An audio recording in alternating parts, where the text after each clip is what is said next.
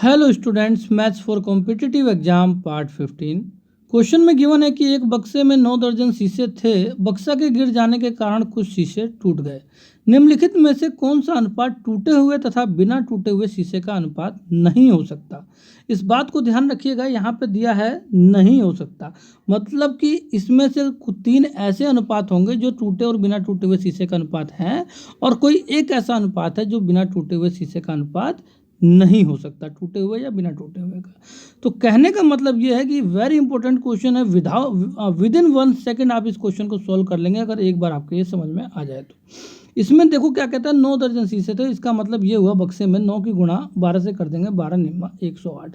Total शीशे इसमें 108 थे बक्से में। जब बक्सा गिर गया तो शीशे टूट गए। तो अगर वो टूटा हुआ जो शीशा है वो कितना भी छोटा पार्ट हो शीशे का टूटा हुआ, चाहे कितना भी बड़ा पार्ट हो, वो आपका नंबर्स में काउंट होगा। वो हमेशा जो है वो कभी भी फ्रैक्शन में कभी काउंट नहीं होगा, ठीक है ना। चाहे कितना भी छोटा मान लो शीशे का टुकड़ा है तो वो भी एक ही गिना जाएगा, चाहे कितना बड़ा हो शीशे का टुकड़ा वो भी एक ही गिना जाएगा। तो इसका मतलब ये हुआ कि इसका आंसर फ्रैक्शन में तो बिल्कुल नहीं आ सकता, ठीक है ना। तो कहने का मतलब ये है कि अब एक बात बताओ, अगर मैं इन दोनों अनुपात को चेक करूँ तो 7:2 का अनुपात कहता है टूटे हुए का और बिना टूटे हुए का। तो 7:2 कितना होता है 9, और 9 बराबर टोटल शीशे 108 है, ठीक है ना। तो 9 एकम 9, 9 दूनी 18।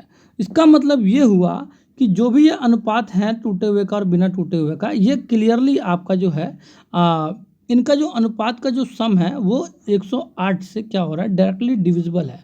इसका मतलब ये हुआ कि जो ये अनुपात है ये इसका अनुपात है टूटे हुए का और बिना टूटे हुए का, ठीक है। अब बात करते हैं 3:1 की। तो 3 और 1 कितना होता है 4। तो अगर इन दोनों का जो अनुपात है इनका सम अगर 4 है और टोटल शीशे जो हैं वो 108 हैं, ठीक है ना। तो यहाँ पे इसको काट देते हैं, 4 दूनी 8, 4 सत्ते 28। इसका मतलब ये डायरेक्टली आपका कट चुका है विदाउट फ्रैक्शन के, विदाउट पॉइंट के। इसका मतलब ये भी इसका अनुपात हो सकता है, ठीक है। हो सकता है, ऐसा नहीं है कि मतलब वही है, हो सकता है। आगे बढ़ते हैं, सी वाले पार्ट को देखते हैं। तो 5 और 3 कितना होता है 8 होता है, और 108 जो है यहाँ पे क्या कहते हैं टोटल शीशे हैं।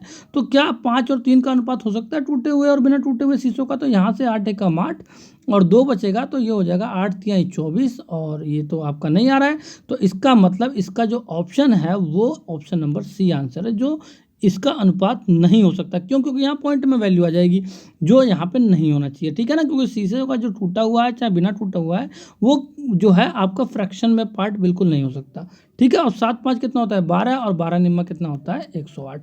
तो आपको क्लियर हो गया होगा कि यहाँ से आपके ये सारी बातें तो एकदम क्लियर जा रही हैं, बट यहाँ पे जो सी वाला पार्ट है इसमें वैल्यू पॉइंट में आ रही है, फ्रैक्शन में आ रही है।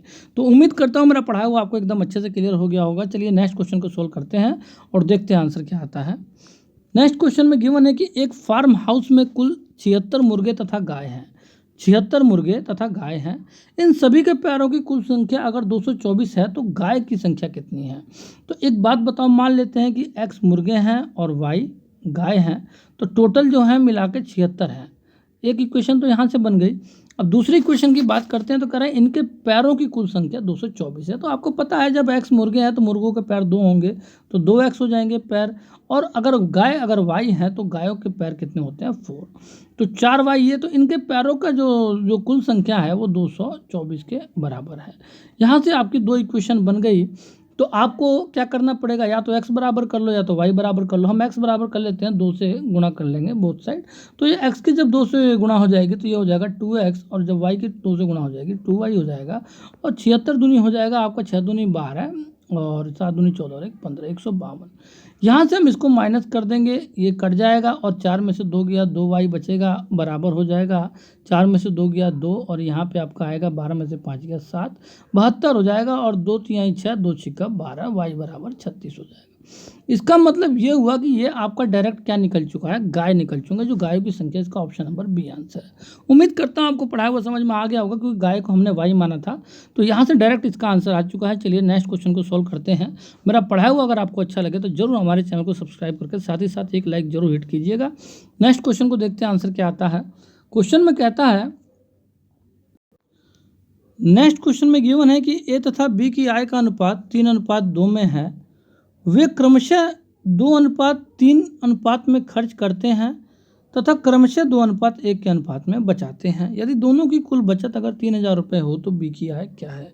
आपको मैं क्लियर कर दूं तो ए और बी की आय का अनुपात दिया है, इसके बाद इनके खर्च का अनुपात दिया है, साथ ही साथ इनके बचत का अनुपात दिया है। और एक बात ये बताई गई है कि दोनों की जो कुल बचत है वो 3,000 रुपये है, तो बी की आय क्या है। तो आपको मैं यहाँ से क्लियर कर दूँ तो इनका जो बचत का अनुपात है वो 2:1 का है। उम्मीद करता हूँ आपके बात समझ में आ गई होगी। तो अगर इनकी बचत का अनुपात अगर 2:1 का है तो टोटल बचत अगर मैं इन दोनों को ऐड कर दूं तो 3 के बराबर हो जाएगा। तो 3 के बराबर टोटल बचत आपका 3,000 रुपये यहाँ पे दिया हुआ है। तो अगर मैं यहाँ से क्लियर कर दूं तो एक की वैल्यू अगर मैं निकालना चाहूँ तो 3 एकम 3 और 3 एकम 3 0 0 0, तो एक बराबर आपका हो जाएगा यहाँ से 1,000 का। तो अगर एक का अनुपात अगर 1,000 का है तो आपका जो पहला जो ए का जो बचत होगा वो 2 के अनुपात में है, तो जो ए की वैल्यू आ जाएगी तो 1,000 की 2 से गुणा कर देंगे तो 2,000 रुपये तो ए की बचत आ जाएगी, और बी की टोटल बचत जो है आपकी 1 के अनुपात में, तो 1 का अनुपात आपका 1,000 पहले से ही दिया हुआ है। तो आपके इन दोनों की जो है टोटल बचत हमारा निकल चुका है, ए का 2,000 का है और बी का 1,000 का है।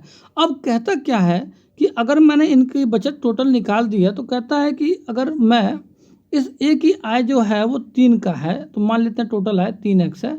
अगर इसमें से इसका जो ए का जो बचत है वो 2,000 का है, अगर मैं इसमें से माइनस कर दूँ, ठीक है, अपॉन में बी की आय 2x का है और इसमें से अगर मैं 1,000 रुपये इसकी बचत माइनस कर दूं तो इनका जो है आय में से जब बचत माइनस होता है, ठीक है ना, टोटल आय है उसमें से बचा लिया जो वो मैंने माइनस कर दिया तो मेरा खर्चे का बराबर हो जाएगा, ठीक है ना, जो मैंने खर्चा कर दिया वो बचेगा।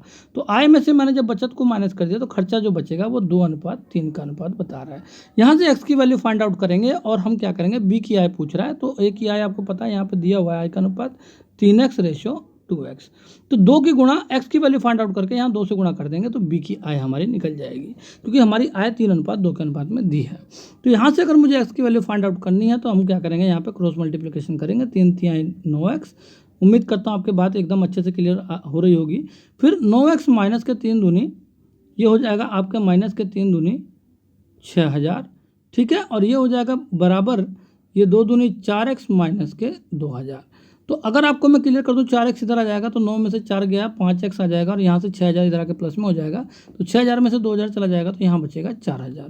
तो यहाँ से अगर मैं काट दूं तो 5 8 40 0 0, तो x की वैल्यू यहाँ से कितनी आ चुकी है आपकी 800 आ चुकी है। उम्मीद करता हूँ आपके बात समझ में आ रही होगी, ठीक है। तो यहाँ से 800 आ चुकी है और जब अगर x बराबर अगर 800 आ गई है तो आपको पता है कि जो इसकी आय है वो 2x है, तो 2 की गुणा इस x की वैल्यू से कर देंगे तो 800 से कर देंगे तो 8 दूनी कितना हो जाएगा 1,600 हो जाएगा, जो इसका ऑप्शन नंबर सी आंसर है। उम्मीद करता हूँ मेरा पढ़ा हुआ एकदम अच्छे से आपको क्लियर हो गया होगा। चलिए नेक्स्ट क्वेश्चन को सॉल्व करते हैं और देखते हैं आंसर क्या आता है। नेक्स्ट क्वेश्चन में कहता है कि किसी सत्र के शुरुआत में एक कक्षा में 10 वर्ष से कम तथा उससे अधिक वर्ष के छात्रों की संख्या 12:7 के अनुपात में थी। सत्र के मध्य में 15 छात्र 10 वर्ष से अधिक उम्र के हो गए तथा यह अनुपात बदलकर 9:10 हो गया। आरंभ में छात्रों की कुल संख्या क्या थी। बहुत ही इंपॉर्टेंट क्वेश्चन है बच्चों, ध्यान रखना। इस क्वेश्चन को समझना और क्वेश्चन को सोल्व करने में बहुत डिफरेंस है। क्वेश्चन को देखने में तो लग रहा है काफ़ी बड़ा है, बट बहुत ही ईजी क्वेश्चन है। चलिए इसको सोल्व करते हैं। कह रहा है किसी सत्र के शुरुआत में कक्षा में 10 वर्ष से कम तथा उससे अधिक की जो छात्रों की जो संख्या है वो 12:7 है।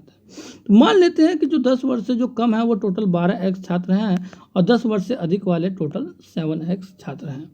तो अगर ये 10 वर्ष से कम वाले अगर 12x छात्र हैं और 7x जो है ये आपके 10 वर्ष से ज़्यादा वाले जो छात्र हैं, तो वो कहता क्या है कि इनका जो अनुपात है उसमें अगर सत्र के मध्य में अगर 15 छात्र 10 वर्ष से अधिक उम्र के हो गए, तो इसका मतलब ये हुआ कि जो 10 वर्ष से कम वाले हैं इसमें क्या हुआ, आपका 15 छात्र 10 वर्ष से अधिक के हो गए।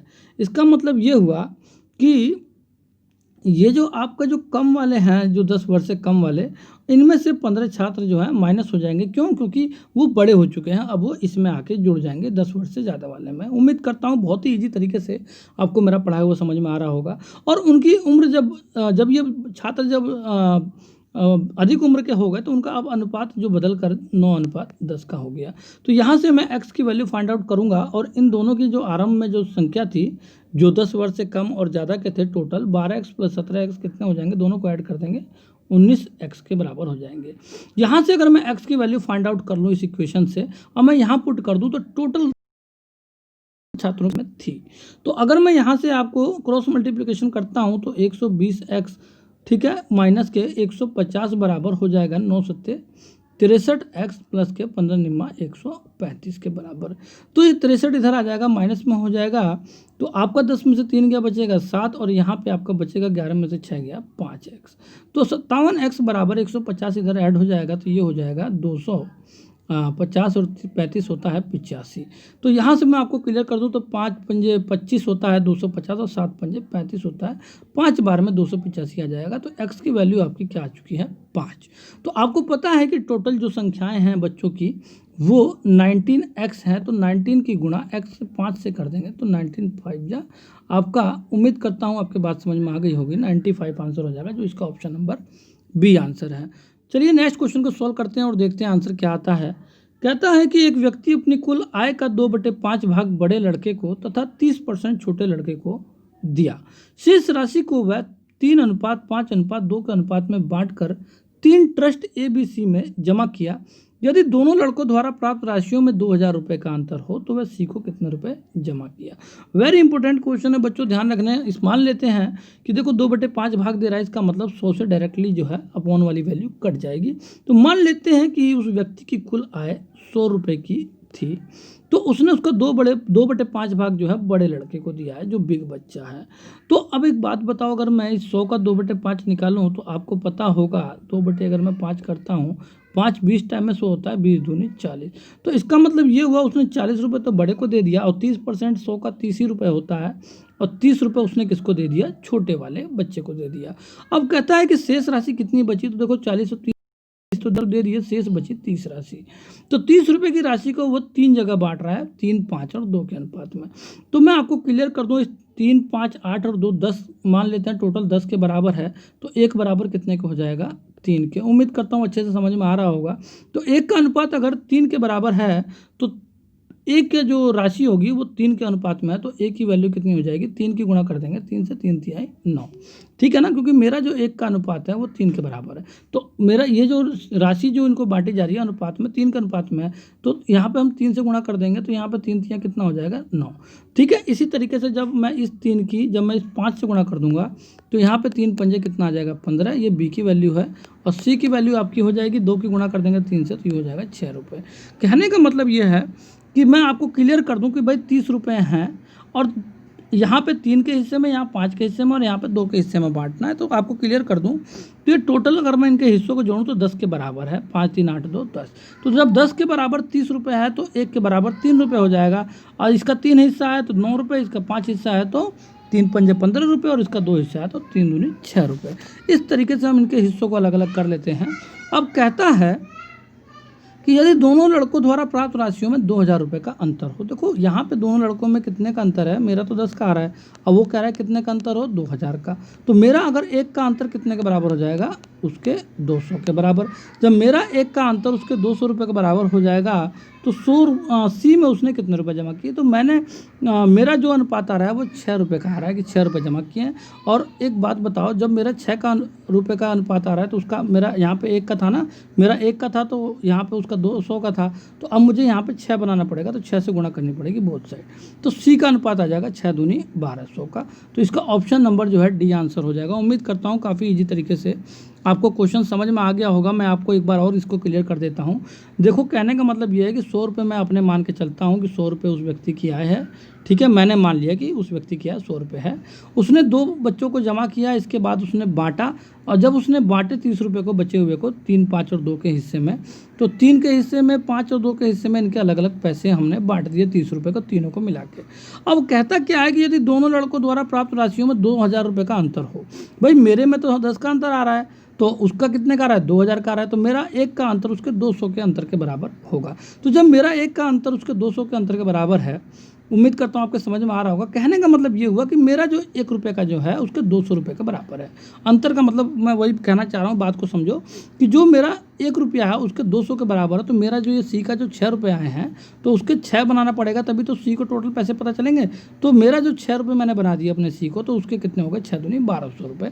तो उसने जो है सी में 1200 रुपये जमा किए थे। नेक्स्ट क्वेश्चन को चलिए सोल्व करते हैं और देखते हैं क्या आंसर आता है। नेक्स्ट क्वेश्चन में कहता है कि यह तय किया गया है कि राशि 1170 बी और सी के बीच में 4 3 और 6 के अनुपात में बांटा जाएगा। ठीक है। फिर क्या कहता है कि गलती से राशि को 1/4, 1/3 और 1/6 के अनुपात में बांट दिया गया तो बी को कितने रुपए अधिक प्राप्त हुए। वेरी इंपॉर्टेंट क्वेश्चन है, चलिए इसको सोल्व करते हैं। तो पहले ए, बी और सी की राशि को हम अगर चेक करें तो आपको क्लियर हो जाएगा कि 4:3:6 के अनुपात में राशियां बांटी गई थी। तो ये तो अनुपात हमारा एकदम सामने है, कोई बात नहीं। कह रहा है बी को कितने रुपए अधिक प्राप्त हुए। तो मान लेते हैं पहले वाले इस ऑप्शन से पहले मैं बी की वैल्यू निकालूं, बी को कितने रुपए मिले हैं। तो बी की वैल्यू अगर मैं निकालना चाहता हूं तो बी की वैल्यू आपके ऊपर हो जाएगी 3 बटे में सभी का सम, तो 6 4 10 3 13 और गुणा टोटल पैसे ये हो जाएंगे 1170। तो यहाँ से बी की वैल्यू आ जाएगी, तो 13 निम्न 117 होता है और 9 3 27, 270 रुपये बी को यहाँ से आपको क्या कहते हैं मिले हैं पहली वाले अनुपात से। अब बात करते हैं दूसरे अनुपात की। इसी अनुपात को ए बी सी को जो है 1/4 सी है 1/4, 1/3 और 1/6 के अनुपात में बांटा गया गलती से।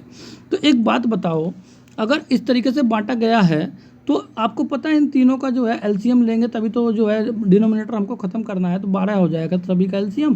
तो 12 से गुणा कर देंगे तो इसमें क्या होगा, 4 तिहाई 12, 3 आ जाएगा, 3 चौका 12, 4 आ जाएगा, 6 दूनी 12, 2 आ जाएगा। सभी का अनुपात बन चुका है, क्लियर। ठीक है। अब हमको यहाँ से चेक करना है कि यहाँ पे बी की वैल्यू कितनी आ रही है। तो बी की वैल्यू फाइंड आउट करने के लिए बी का रेशो 4 का है, बटे 4 3 7 2 9 और गुणा 1170। तो यहाँ से बी को कितने रुपये मिल रहे हैं, तो 9 एकम 9, 9 3 27, 0 13 चौका 52, 520 रुपये यहाँ मिल रहा है। तो पहले तो 270 मिलने थे और गलती से जो अनुपात में बटा गया है तो उसमें 520 मिल गए। तो कह रहा है बी को कितने रुपये अधिक प्राप्त हुए। तो देखो 520 में से 270 को माइनस कर देंगे, पता चल जाएगा। ये 270 है तो 0 आपका 12 में 7 गया 5, ठीक है, और यहाँ 4 में 2 गया 2, 250 रुपये अधिक मिले। इसका ऑप्शन नंबर सी आंसर है। उम्मीद करता हूँ मेरा पढ़ाया हुआ काफ़ी ईजी तरीके से आपको समझ में आ गया होगा। ओके स्टूडेंट्स, बाकी क्वेश्चंस को नेक्स्ट वीडियो में क्लियर कर लेंगे। ओके।